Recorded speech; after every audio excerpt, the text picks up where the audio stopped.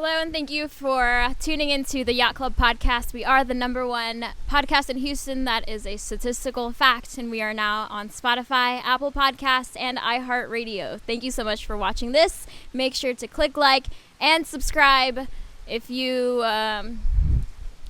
like this afterwards, I guess. But today we're sitting here with Ziggy. He is actually, legitimately, statistically, and factually the jack of all trades.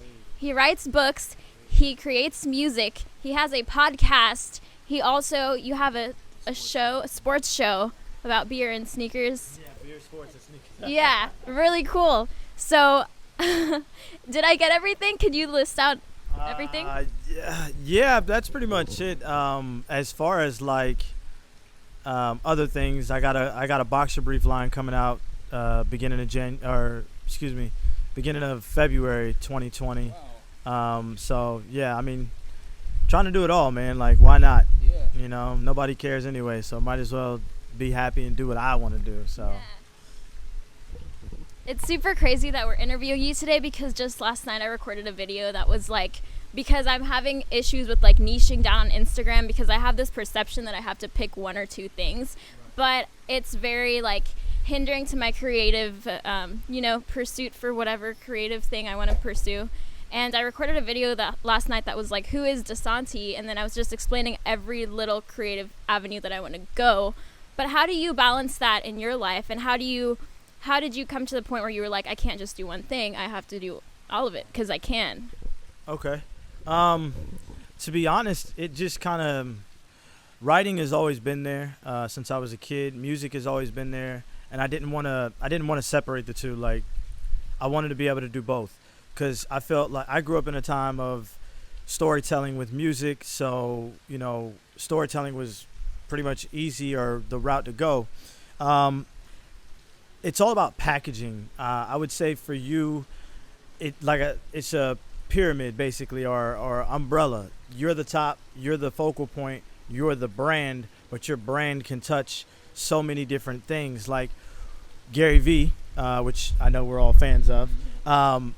Doesn't just do a podcast, isn't just a business owner, isn't just an author, isn't just a philanthropist, isn't just a garage sailor. Like, you know what I'm saying? So like but we all know Gary Vee, and then you may know him for two things here, one thing here, you know what I mean? And it's just like, we don't know, they won't know until you tell them. You know what I'm saying? So you have to package it and you have to be consistent. Like, I think it's dope that you film something letting people know like who you are and what you do and the things that you're going to do, and I would just continue to put it in their face. Mm-hmm.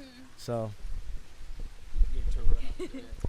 And we talked about this off camera, but about how to not confuse your audience. Can you touch a little bit on how you organized your posts and stuff like that to make sure that you're like, hey, I do all of this? So the way I do it now is, I do a lot, yes, but I make sure I set out certain days where I post 2 or 3 things, or on my story, or Facebook or Twitter or whatever, Instagram, where it's like, tying back into that one thing. Like, for instance, Wednesdays are music, because Wednesdays I have a hashtag that pretty girls love ill-fame's music. And it's like, so I try to post girls singing the songs, or whatever love song I have, or whatever the case may be, and it just all ties in. Tuesdays are for my sports show, because that's like the most boring time in sports, especially with the football season. Like, Tuesday there's nothing going on, so it's always sports, sneakers, and things like that, and beer. And then you just keep a schedule. You just want to consistently put stuff out and make sure it's tying all back into you, because at the end of the day, nobody cares. So you gotta show them. Nobody cares. When I say that, nobody cares. They want to know your story up to the point where they get tired of your story. And then it's like, okay, well, what else is, give them something to come back to. Like, I try to tie in everything that I do on different days, but all tie it back into the weekend. Like, and it's a method to the madness. I'll just say that. Super cool. So you're constantly, I'm assuming that you're busy all the time. You have something going on every single day. Can you talk about how you manage your time or how much work it takes to schedule everything? Well, don't sleep. Yeah, don't sleep. I mean, I say that, but I don't sleep. I sleep probably about 4 hours average, maybe three. Yeah, like I mean, like I'm clinically diagnosed insomniac. But at any rate, I would just suggest that getting a calendar or something on my. I have something on my wall that is like a dry erase calendar, and I make sure on the side I have goals for the month, goals for the week, goals for the day, and I'll erase the day and then I'll erase the week. But I also have them in calendar spots as well, like first through 30th. What's going on this day, shoot this day, interview this day or this. You just have to buckle down if you really want it. You just have to buckle down and do it. Like, you can't just sit there and plot it out and think about it and overthink and overanalyze. Like, that was my biggest issue, is that I had some great ideas and I just kept sitting on them until the moment I was like, you know what, fuck it, and I just put it all out because it made sense. And now it's like people are catching up to everything that I've done already. So, and it's just constantly putting it in their face. So that's pretty much it. Give me the depth of your thought process of you even getting to the point of scheduling yourself a specific routine, because a lot of people do not have regimen, and I think without a schedule everything gets disorganized, and I don't think you really have like a clear-cut outlook on what you're trying to go for. So like, what was the process of you? I'm sure obviously you started off and everything must have been all over the place at one point, and then you got to a place of, all right, I got to put this down. So tell me about, like, was it a failure or was it something that a rejection or a barrier that presented itself to you, and to pass that you were like, all right, A, B, C, D, E, F, G, let me go ahead and schedule things out? So for me, it wasn't necessarily failing, but it was realizing that I wasn't getting the results that I wanted. So I was doing all this work or doing all these things, and it was just kind of like, man, why am I still working a fucking 9 to 5? Like, you know what I mean? And it's just because that I was unorganized, which is crazy because I'm prior military. But like, when it comes to social media and it comes to networking and doing things, you just get bogged down and you forget. I mean, it's very easy to forget things. So like, I'll say this, my creative director, Stack Moses, who's helped me a lot as far as visuals go, but also as like, running your own thing and making sure you're, as a creator, are on point. Write down things that you want to do the next day, or goals that you want to complete the next day, the night before you go to bed. Okay, hey, I got this, I got this, I got this, I got this. If you do 3 out of the 4, you've won. If you do 2 out of the 4, you've won. If you've done 1 out of 4, you're pushing it, but you still did something, you know what I mean? And you just got to keep doing it. Also, another friend of mine as well, he's in marketing, and he kind of told me, like, he sat me down and was like, dude, you're all over the place and you need to figure it out. You need to be more consistent as far as scheduling and doing things, because like, if you just sporadically do this for a month, then sporadically do that for a month, it's not going to work. You need to do, you need to do it consistently 7 days a week. If you do it 5 days a week and just take the weekend off, or take Monday, Tuesday off, but figure out a schedule and go with it and make it work for you. So, yeah. Yeah. Sorry. And when did this happen, whenever you decided to finally, like, hey, let's do this now? It happened about a year ago is when I made the decision to say, you know what, enough is enough. This is what I really want. This is my purpose. This is what I want to do. I tell people, yes, I am the jack of all trades, but I'm just an entertainer. Like, I want to make sure that people can forget their problems for an hour or 30 minutes and just veg out to either my music, my book, my podcast, hell, my sports show, whatever, just a getaway. And because of some of the fact that I've been in that position where it's like, man, I'm getting my ass kicked by my job. I'm getting my ass kicked by my house. I'm getting my ass kicked by life.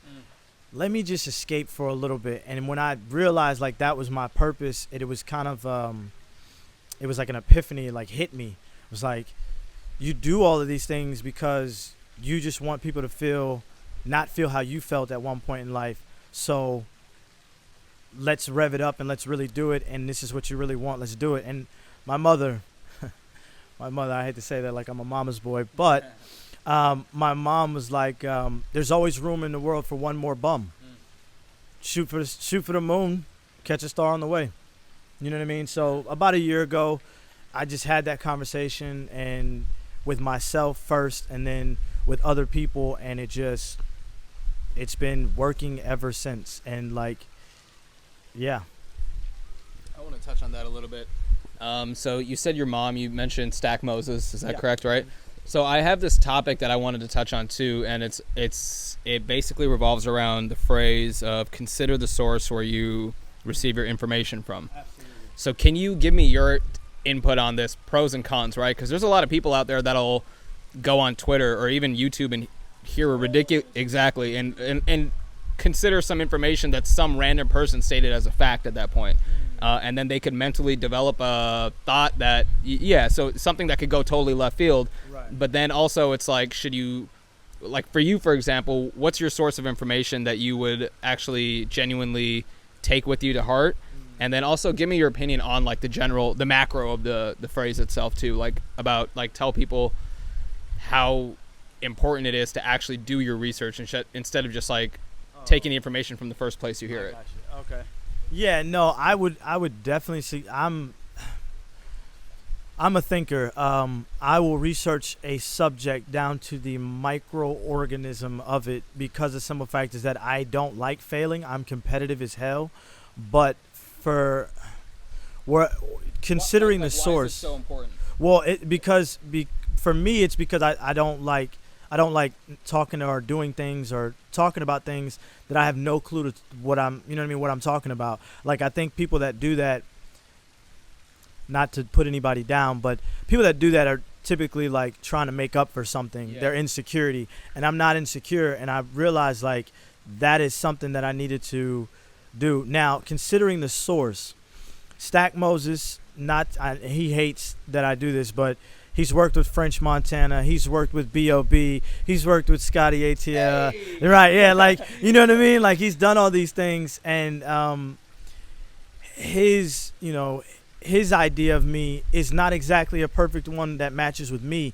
The first person that I said that I had the conversation with, which everybody needs to have the conversation with, is yourself. Have the conversation. Well, no. I was thinking it too. I was like, I'm glad. Please say yourself. No. Yourself. Because, you have the conversation with yourself, and you figure out what makes you happy, and you figure out what your passion is, and you figure out what that is and how that could be a purpose. See, I think a lot of people will tell you, follow your passion, and then you have other people telling you, follow your purpose. They're one and the same if you figure that same highway out. It's like there's more than one way to get to downtown Houston, but it's just the fastest way is to follow both.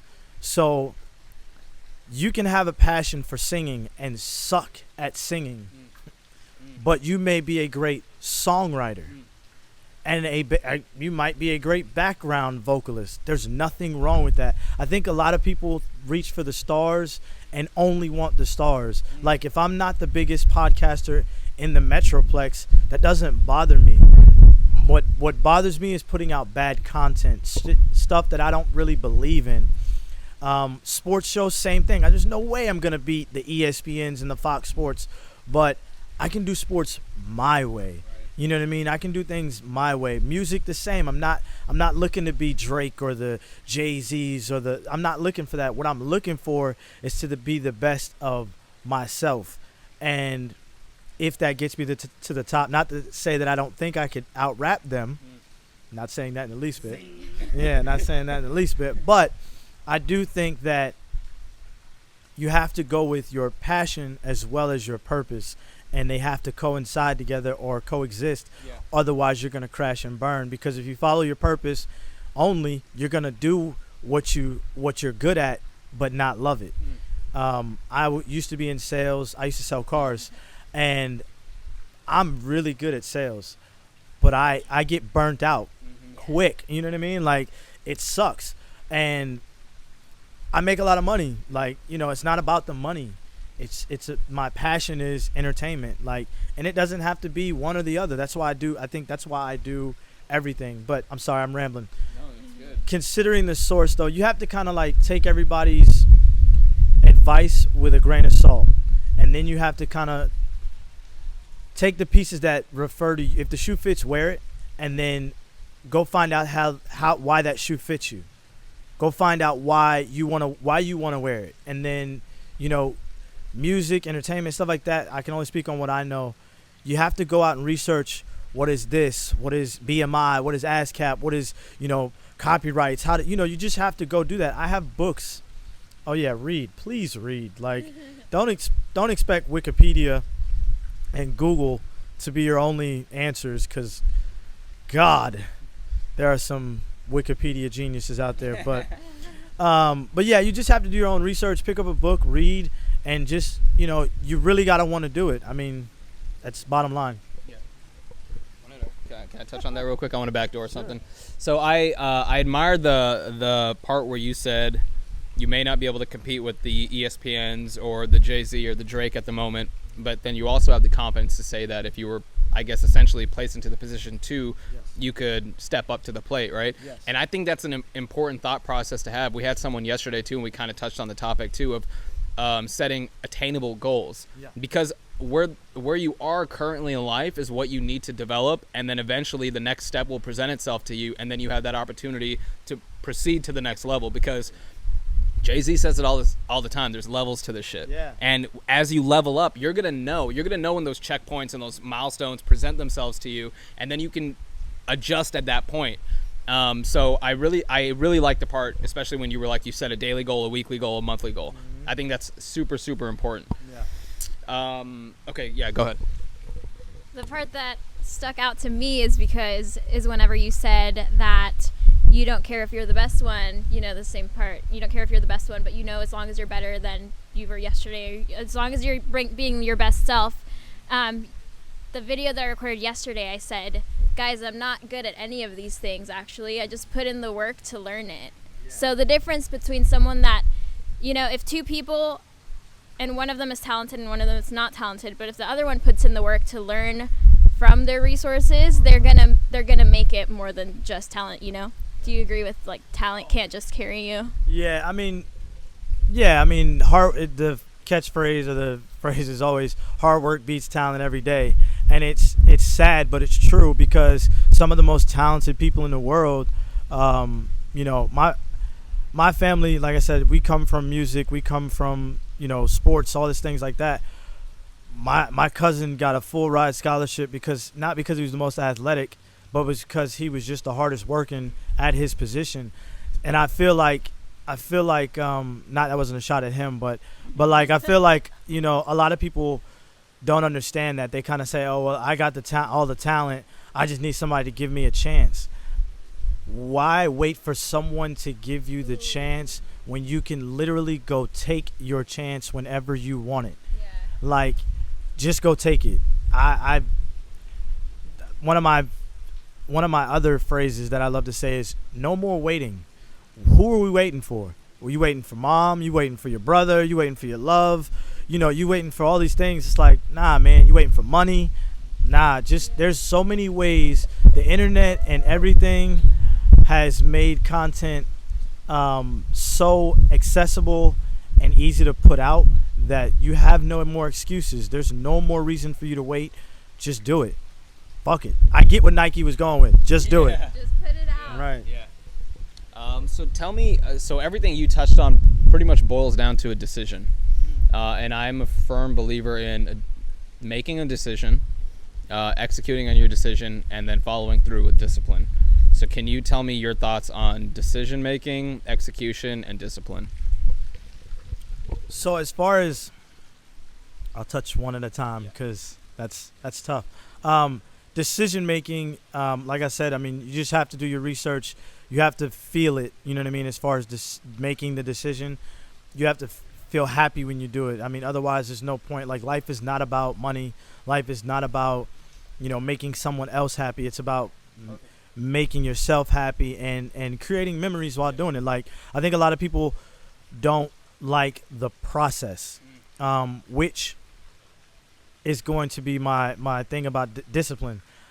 Like I said, I was military. I work out probably about 5 to 6 days a week. Sometimes more than that if I can't sleep. But like, you have to discipline yourself. You have to find a discipline somewhere, whether it be with food, whether it be with, consumption of soda, alcohol, water, whatever the case may be. You have to give yourself one goal of discipline that you have to follow and stick with it. And it'll start to branch out into other things. Like, I made the choice to be a pescatarian 5 years ago. Haven't eaten meat 6 years, actually, coming up on 6 years. And I haven't eaten meat since. And it was really tough. It was really tough because I am at a fast food place way too many times out of the month. But you know what I mean? Like, when I made that choice, I was like, damn, I can do anything. And that discipline made me thought process back to that decision of, damn, I can do this. Like, if I can stop eating meat when there's nothing but meat around me. I mean, I'm in Texas, land of the steaks. Yeah. And I don't eat steak. So it's like, if you can do that, Ziggy, you can do anything. Yeah. And then it was like, the other one you said, I'm sorry. Execution. This is my hardest of hard part. But I think once you come up with the discipline and the decision to make it and start loving the process, the execution will come.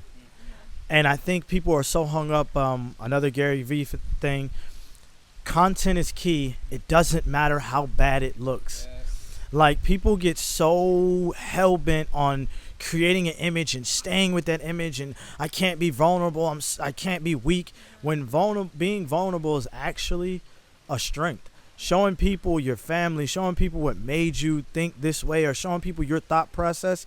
There are billions upon billions of people. All you need is 1,000 people to catch it, if that. If you think about that micro, you know what I mean? Then, man, 1,000 followers or 1,000 people that agree with you can turn into 10,000, 100,000, a million. And they may not agree with everything, but they may agree with one thought process or one, thing that you put out. So it's just put it out. Like, execution, you don't want to just put out slop, especially when it comes to music and stuff like that. You want to get a real engineer for all you closet studio guys. Yeah. You want to get a real mixing studio or a real mixer. Your engineer should be able to mix. You want to get a real mastering studio or mastering engineer. Visuals, we're a visual world now. You want to get good videos, but not all good videos blow up. There's a lot of videos that, like the Bobby Shmurda video, that shit was shot with a phone on the block, and it went viral. That dance went viral, and it was like, we look now at that video and like, God, we really rocked with this video. We were talking about that the other day. 90s R&B videos. Oh my God, they were the worst. Yeah. They were but we were like, oh my God, we love this. And it's the execution is just doing it. Yes. It's just, you know what? I made the decision. I'm in love with the discipline of the process. I'm enjoying this. I just need to share it to let everybody else know, what I'm doing. You know what I mean? Or I need to just share it because that's what I wanted to do in the first place, is to share my story. Do it. Execution is just about doing it. You'll bump your head on the way. You'll trip and fall on the way. But again, nobody cares. They're not going to remember. Nobody remembers Gary Vee's first horrible-ass basement wine videos. Yes. Nobody. He talks about them all the time. I went back and watched a couple. They are terrible. You know what I'm saying? They are terrible. But the thing of it is you got to start somewhere. Yes. If you don't start, your execution can't get better. Yeah. You just got to start. You touched on so many good points there. One of the ones it's good. I tend to rant too when I feel really passionate about something. And the thing that I really liked was when you there's a lot of people I'll give you an example of us. So we're posting daily podcasts. We have a lot of collaborative other podcasts in Houston that we've worked with too, and a lot of them are like, well, how are you posting daily podcast every day? Where are your topics coming from? And I'm just like, we talk. We just talk, you know, and like one of them are going to resonate with somebody, you know, and it's like you just post it. And I want to go back to the point when you were like, yeah, I mean, don't put out like horrible quality podcasts that you're recording on your phone or something, but and you could, and then you could develop to the stage of, you know, but the thing is if you have, let's say you know how to master mix all this stuff in your own home, and you know how to make good quality music, you should be doing it every day. If you have the quality of a podcast, if you have the resource available to you on a daily basis, you should be doing it. If you know how to edit videos, post on YouTube, if you have these talents, you should be doing it every day because it's not that difficult. Go ahead. And what's funny as hell is everything you just said is absolutely true. I wasn't taking jabs at anybody doing it themselves. What I'm saying is that make sure it's quality. Make sure someone else can tell you it's quality as well, especially if you're putting out like music, videos, things like that. But even still, I'm horrible at editing videos. But there's an app for that. And I'm practicing every day with, you know, little clips of myself and messing around and learning how to be camera friendly. Like that's how I ended up learning how to do the podcast and being such a character is because, or not a character, but being myself and being more outspoken is because I sat there and recorded my voice. I couldn't stand my voice for the longest. Like I feel like I have a big ass nose and it's nozzly and all that good stuff, but not at all. Look at mine, bro. But like it to me, it's like you have to get comfortable with it. And I heard one of your episodes about communication, and I feel like the episode should have been called social media versus socially awkward. But like, you know, it's true. Yeah, no, well, it's true though. You know what I mean? Like because a lot of the people that you see that are big on social media, they got big on social media, but didn't have really the social skills, excuse me, that was a lot, the social skills to sit there and have a conversation and talk to people because that wasn't their focus. Their focus wasn't networking or learning about what you do. Their focus was about becoming famous, and that was the issue. And I feel like a lot of people, you know, are just, you have to practice. You have to try. If you don't have a good phone, try in the mirror, try with the bad phone and just kind of get used to the bad quality. You know what I mean? And then search out people. Google, Instagram, Facebook, Twitter are your friend. LinkedIn is your friend. If you go on there and you basically search out people in your area that are just starting, they'll help you. You know what I mean? It's a two-way street though, so you just have to put in the work regardless. Good. Can you flip the screen? Okay, cool. All right. So so touching on the same topic too.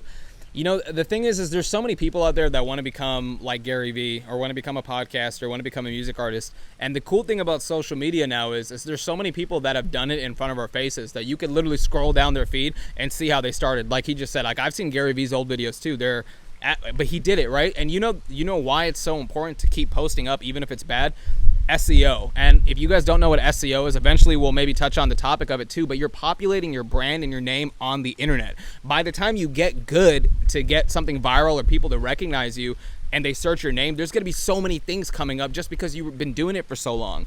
So it's a really important thing to do because eventually you're going to get better, and I just feel like there's blueprints out there for everyone to follow. And then if you don't, and the best person literally to follow and listen to is Gary Vee. He's like the one guy who doesn't charge you to come and get information. He's literally just giving you free information, and it's sad that so many people either think it might be a scam or they just listen and they think they're just gonna just be patient and sit there and it's just that eventually something's gonna fall in their lap.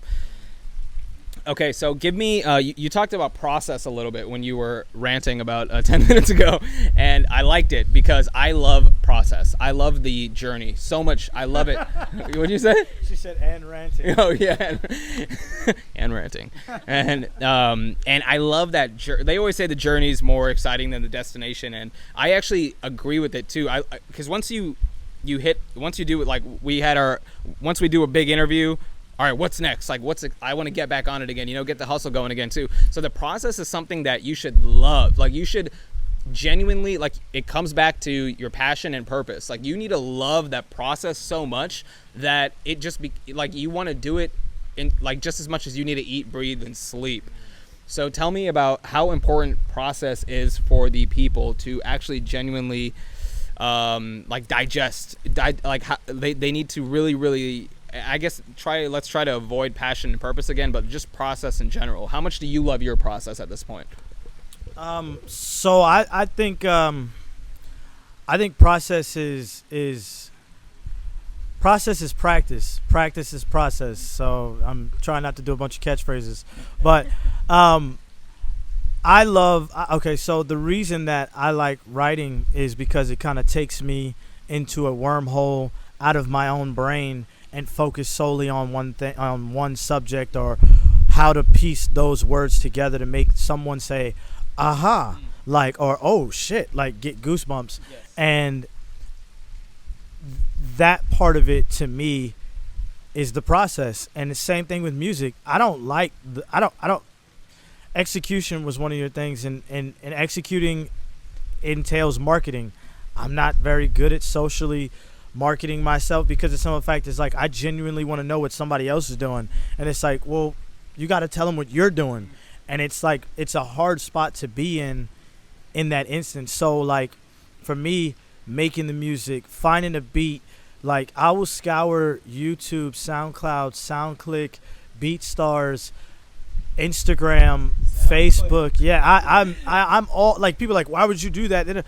Think about the stories that you've heard, like, from what's his Little Nas X, what's his name, Trinidad James, all those there's so many people. There's a Cash Page is one other one she's out of Dallas, but she's, like, starting to blow up now too, and she found her #1 song, Love Songs. That beat is on YouTube. I know for a fact because I wrote a song to the same beat, and it's like, people that are like, oh, I would never do that. Well, if you don't have the resources, why? You know what I mean? Not to say that I haven't worked with producers and great producers and things like that, but it was the sitting in my car, listening to a beat, catching goosebumps, and going through the process of writing a hook, then writing a lyric, and just going.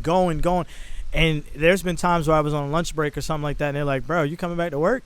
Oh, shit. I just got zoned out. And that, and then the recording process, like, I feel like some of us, get wrapped up in the results only, because, like you said, it's like, oh, we got a big interview. Let's get this big interview done, and then let's get to the next one. And it's like, you also got to enjoy the big interview. Yeah. And, like, people reach for the stars and only hope to hit a star, and it's like, bro, if you land in the clouds, that's a soft ass landing. And that's, you know what I'm saying, and it's a great place to be. You're not super famous where you can't walk outside, but you're rich enough where you can feed your family and do what you want to do. So the process, because when you lose that, you will lose that passion, you know what I mean, for a minute. It becomes overbearing. People get on your nerves, things like that. You become a pariah of society, or you become a damn zoo animal. I mean, it's true. You know what I mean? When you become certain famous, people are going to look at you guys and be like, oh, that's the Yacht Club podcast. Like, can I get a picture? It's like, dude, can I eat? Can I eat? But okay, go ahead. Go ahead. I don't want to lose the train of thought. I love that you said zoo animals. I talk about this so much because I have so much respect for people like Drake, for example, right? And everybody looks at Drake and says, man, this guy's a fucking star, right? Imagine a billionaire now, right? I'm talking, like, let's say Mike Bloomberg's son is turning 18 years old and wants Drake to come and perform at his birthday. Mike calls up Drake's manager. He's like, how much is it going to cost? $2 million. Cool. Send him over. Right. Drake shows up to the party. It's 10 people. But he's got to perform. He's got to be the zoo animal? Get up on the fucking stage. And that's Drake at that point.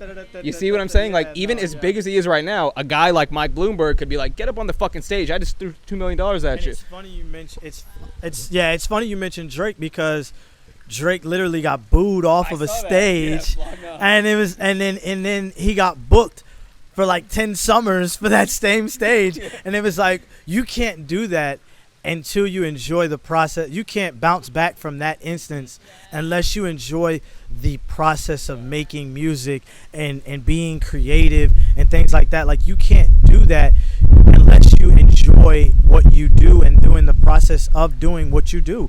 You just can't. Like, you guys like sitting here talking and interviewing and and being the brand that you are. Yeah, like, you have to love all that. Editing can be I was gonna say editing can be. I do all the, because I went to school for audio engineering, which I didn't complete, but we'll talk about that later. I do all the mixing for our podcast and our sports show, and it sucks sometimes because I'm loud when I'm drinking, and we drink. Obviously on the sports show we drink beer, and we drink like a whole 6-pack, and we'll be drinking heavy beer, light beer, whatever.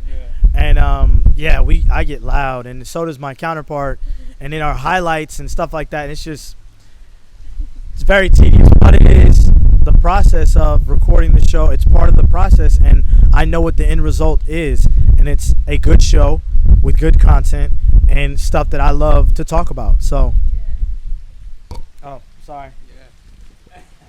Where do we go from here?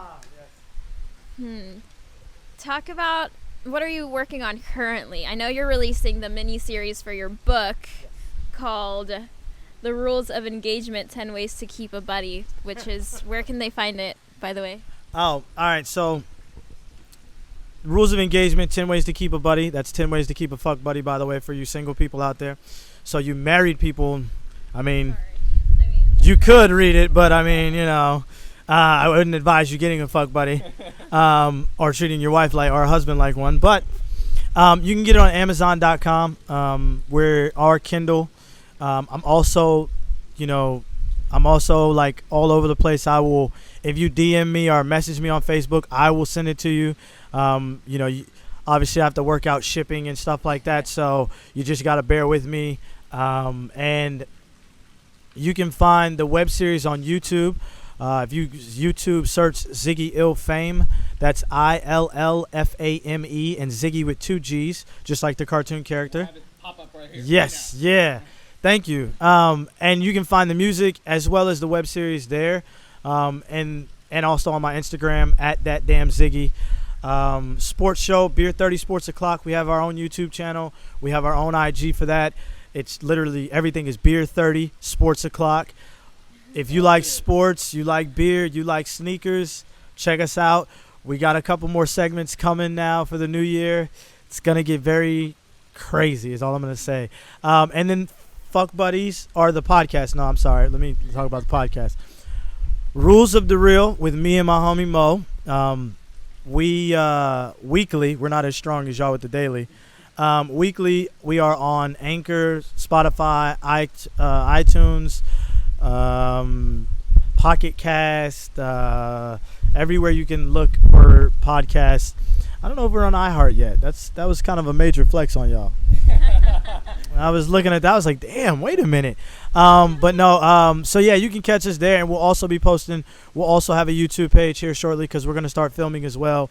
Because it's all about content, man. So people want to not only hear it, they want to see it.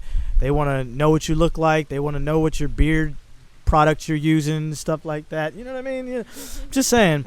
And then Fuck Buddy, the boxer brief line, will be out like February. It's gonna be crazy. It's gonna be crazy. Just trust me. Yeah, it's. You got it? You want more? You want more? Oh my God! Please. Okay, well, since you have to stay active and stay motivated, how does that affect the people that you have to surround yourself with? Did you lose some friends and have to regain them? Yes. So with more blessings comes more subtractions. More blessings is in like the further you're following your purpose and the further like hard work is, and luck is, what is the phrase? Luck is hard work and What is it? it's hard work The and harder I work, the luckier I get. No, remember No, I was it's yesterday, hard work is- something else is what luck. Remember I was Is asking it you yesterday? persistence? Consistency? hard work and persistence. Persistence. It's either perseverance or persistence is the definition of luck. Anyway, whatever. That's what we're gonna go with. But more blessings means more subtraction. So people that are good with 9 to 5 days and taking care of their kids and daycare and things like that, they may discourage you.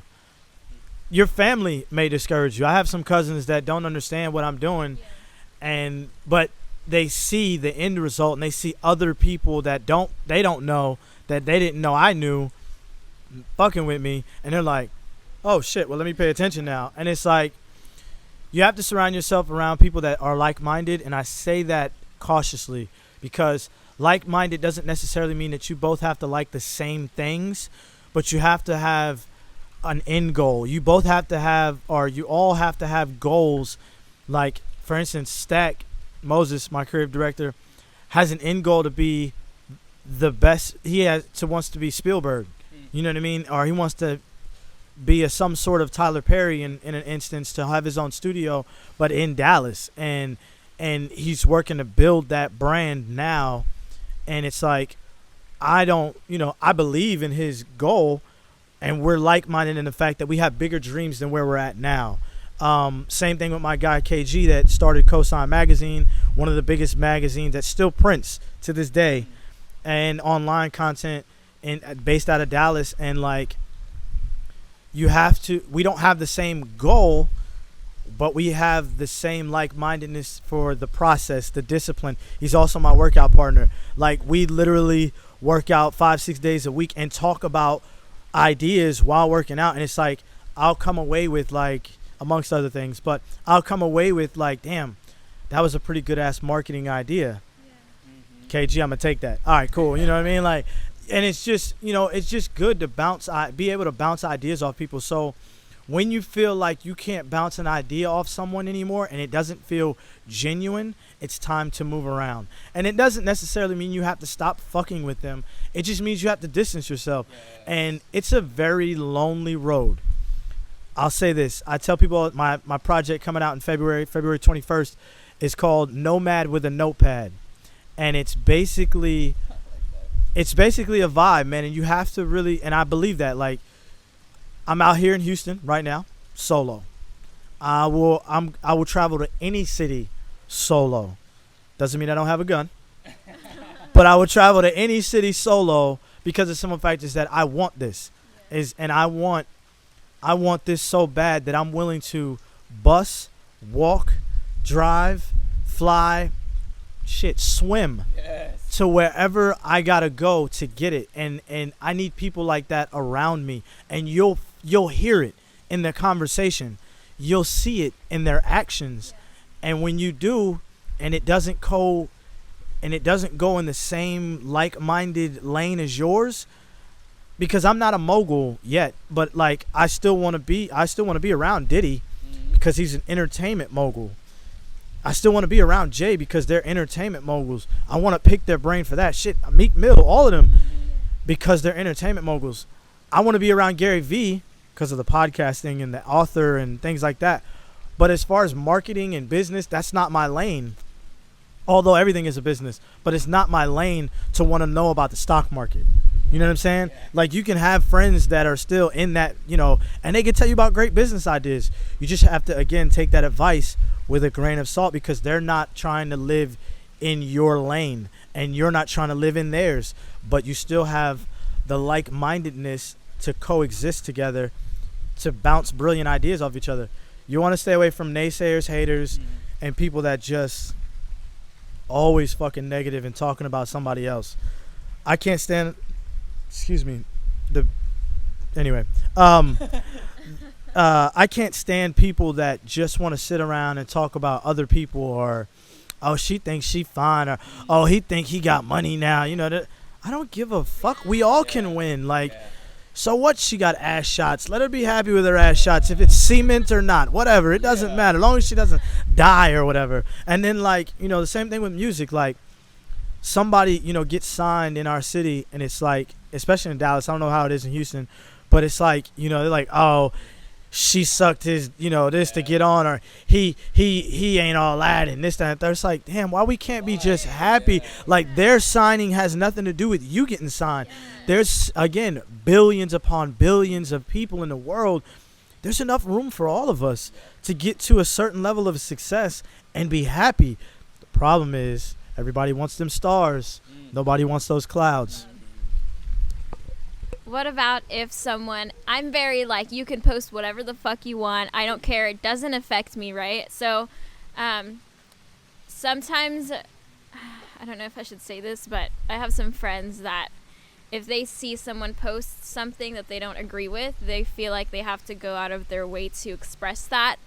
And these are also people that I that are also entrepreneurs and business-minded people, creatives, and it kind of upsets me because I feel like, why do you waste your energy on that, right? Like, you have other things to be worried about. And so if it's something like offensive or something, would you feel like that you're passionate about that would like hit a soft spot? Would you ignore it, or would you be like, I need to be an advocate for this? So being a person that knows words have so much power, when you let them have power, I probably would ignore it, because here's the thing: most people that say offensive things or trolling type things are either ignorant or insecure about it. Period. Point blank. I have not found this to be any different. Now, there's a difference if you disagree with someone and having a disagreement, whether it be social media, whether it be in front of each other on the phone, or through text messages, which I hate arguing through text messages. But whether it be, we'll just stick to online. Let's say political views. Mm-hmm. Let's say you're a Republican, but you don't agree with Donald Trump. It's very easy to do. Donald Trump has lost his damn mind. But you can still believe in the principles of the Republican Party as far as business goes and as far as the free, market and things like that, and not agree with him. But what you shouldn't do is every time someone posts something stupid about Trump, like, oh, he's an idiot, he's orange, he's, whatever the case may be, it's not your place to jump in and say, go Trump. You know what you're doing. You know what I mean? Like, if you don't agree with someone and they've posted something that's offensive to you on a regular basis, I'll say sometimes people are just looking for reactions every now and then. But if it's a regular basis and there's a monotone, or there's a tone they're setting to their post, fucking unfollow them, unfriend them. But you can even block them. I don't block people, but you can unfriend them and not follow them. Or Facebook has a great thing: you can unfollow them and still be friends with them. I'm friends with a lot of young ass dumb idiots on Facebook, and I unfollow every single one because it's like, you're just not mature enough for me to see that. And when I start seeing stuff that makes me want to jump through the phone and slap you because that was the dumbest statement I've seen anyone make online, I realize, Ziggy, take a step back. Remember what you were doing at 21, 20 years old, 23, 25. Remember those things. And step back and say, you know what? It's not worth it.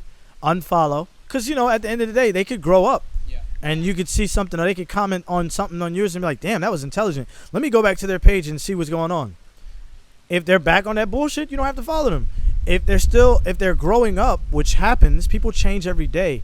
So, like, what I would say in your instance, like, if they're entrepreneurs and they don't agree with certain things that you agree with, or they're trolls with other people that are offensive, I would say ignore it and unfollow them, or ignore it and just kind of like, the algorithm will kick in. It'll see that you're not liking none of their stuff, or that you're not commenting on none of their stuff, and they'll disappear. Social media is only as addictive as you make it, and only as harsh as you let it be. So for me, that's why it was so hard for me to start posting so heavy, because like it's all a facade. It's all fake. You only see a microcosm of what they want you to see, whether they're beautiful, whether they're smart. They only allow you to see that part of them, period. They don't let you see all the vulnerability, even though they say they do. They don't. Ain't nobody getting on there on social media except for Tyrese and crying. Like, ain't nobody getting on there like doing all that shit. Yeah. So you don't see their L's. You don't see all of that shit. Yeah. You only see what they want you to see. So I wouldn't get I wouldn't get offended. Like, for me, I follow racists all the time. Because it's funny to me, because it's like, damn, you really have that thought process. Yeah. And it actually gives me fuel for books. Like, I'm in the process of writing a book. It's a fiction, of course, about, a guy that was military trained, and his daughter was killed by an accidental shooting by a cop. And the storyline is basically, I'm giving way too much away right now, but the storyline is basically the dude wants revenge, and he just goes on a Punisher rant, but he's from a minority's perspective, and it's like, I needed racist content to follow it, to go, because I'm not a racist. I'm an equal opportunity racist, if that makes any sense. I am stereotypical. Okay. What is? Oh, I shouldn't have said that. Well, as in, I'm assuming it means like you look at the statistics and it's like this minority has these statistics and this one, like statistically, maybe we shouldn't talk about this. No. I'm fine with it. Well, okay. No, so what I mean by equal opportunity racist is that I stereotype everyone the same until you prove me wrong. Okay. Asians, blacks, white. I mean, I do it to my own people. It's funny because when I tell people I don't eat chicken, the fucking jaw drop. Like, it's like, but you're black, right? You don't eat chicken? Oh, no, I'm not black. Yeah, right. No, I'm not black, because we all eat chicken and watermelon. The fuck. I will fuck up some watermelon though, but that's a whole other point. But yeah, so I'm an equal opportunity racist. It's a joke, but it's really I give everybody a fair chance to make me not like them. There, that makes sense? Yeah, that makes sense. That's funny. I know. I do want you to explain one last thing that I saw on your Instagram. Oh, no. Story or post? Post. Okay, all right. Why isn't fish meat? Damn, she did her research. So, all right, so it depends on who you ask. Okay. If you ask, it is, because when I looked it up, fish was not considered meat. The reason it's not considered meat is because one of the reasons that I saw that stuck out to me is because they don't need air to survive. Oh. Yeah, like it's it stuck out to me, but they don't need air to survive, or actually it's oxygen to survive. So they live off of I thought they get the oxygen from the H2O. Yeah. No, it was air. Was it air or grass? I don't know. It's air. But if you ask somebody else, they'll tell you no, fish is meat. And it's like, basically, it boils down to this. Seafood is not meat to me. Because everything that I've been told about meat is that they're farmed, they're on land, they eat grass and grain, or in pigs' case, they eat whatever the fuck you put in front of them. Yeah. And they're not... I just couldn't go vegan. That as well. Like, vegan is way too fucking expensive. Yeah. Bro, vegan is like $100 a week type expensive. If you do it right. If you do it, which is so weird because it's so much better for you, quote unquote. But it's like, you can't get it without spending so much money. But I can go get $1 cheeseburger.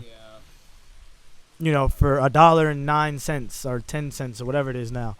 It's crazy to me. But seafood, they say, is not meat because of some effect. Like I said, it's not on land. and they die instantly when oxygen hits them. They only it has something to do with air. I forget what it is, but I don't need to explain myself. No. You know what you're doing. Wait, I do. What do you want to say? Well, I was going to touch on that real quick. Unless are you on the same topic? So I was gonna say, whenever I did my personal research, when I was going pescatarian, the difference between the difference between like mammals and fish was that fish didn't have feelings or whatever.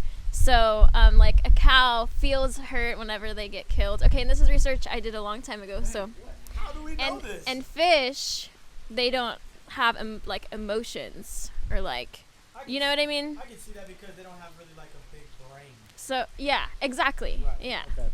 and they don't have memory past like 2 minutes. That's true. Okay. I don't know about that. Yeah. Well, I know the memory thing I heard is true. Research wise, because if you put them in a farm, they like you'll see them do this jerk thing. Yeah. It's because they don't really remember where they went. Like if you put them in a maze, they'll be lost for days. Yeah. But it's the same thing for mice though. So. Yeah, I mean, I don't know the exact reasoning behind it too. It could be like the air thing you said, or the feelings, like you said. I don't know. But the reason why I understand that fish might not be considered meat is because the Muslim culture and the Jewish culture, they eat kosher and halal meats, right? Yes. And that means they have to be killed a certain way in order for them to be eaten. But both religions can eat all kinds of fish. It doesn't. There's no halal or kosher type of fish. Yeah. So I don't know the reasoning behind it either. I don't care enough because my mom's a raw vegan. My mom's a raw vegan though.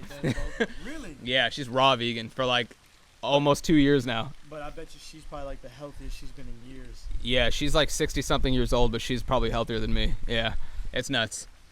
Oh yeah, here. I wanted to talk about the dollar thing because we can get a cheeseburger for $1. But I personally, this year, I like transitioned into eating around $1 meals. And what I do is actually I eat a lot of chickpeas. And those have given me so much energy and improved my health immensely. So if you're trying to be healthy under $1, go get a can of chickpeas. Not an ad, but sponsor me. Hey, chickpeas are good. I mean, there are some instances I don't. Damn. So you're a minimalist to the T now. Food, yeah. Bro, it doesn't matter how much we make. She just does not stop her routine. No matter So what made you decide being a minimalist? Because and have you ever read the book called Essentialism? No, I've heard about it. You should read it. I really resonate with it. I've heard about it on Blinkist. It's like an app that condenses books to like 15 minutes and not sponsored, but sponsor us. Yeah. But yeah, I do. It stems from I grew up kind of like having to manage my resources very well, kind of like hands-off kind of parenting, and I just had to figure it out for myself. And so that stemmed from like, okay, instead of saying like I have all of this, what can I take away? It was more like, okay, I don't have anything, what do I need? You know, so whenever I give advice to people wanting to pursue minimalism and they want to like declutter, instead of saying like this is my closet and I don't use this, you say I'm starting off with 0, what do I need? You know, kind of like flipping the script.